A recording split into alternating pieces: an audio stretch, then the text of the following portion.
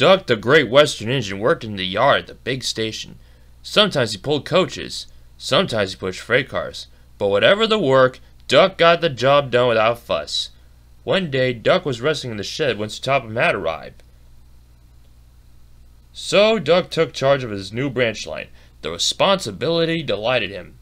The line runs along the coast by sandy beaches till it meets a port where big ships come in.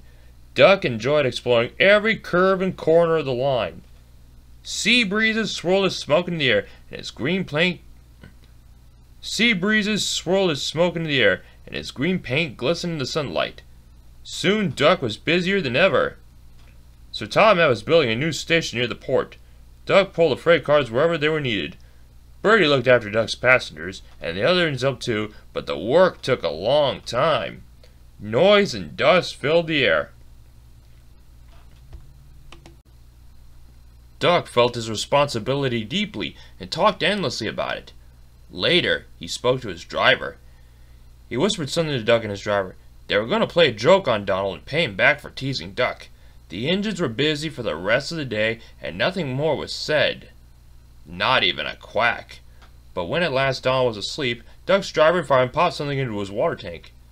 Next morning, when Donald stopped for water, he found that he had an unexpected passenger on board. A small white duckling popped out of his water tank. The duckling was tame. She shared the fireman's sandwiches and rode in the tender. The other engines enjoyed teasing Donald about her. Presently she grew tired of traveling and hopped off at a station, and there she stayed. That night, Donald's driver and fireman got busy, and in the morning, when Duck's crew arrived to look him over, they laughed and laughed. Donald opened a sleepy eye. There's a pond near the Duckling station.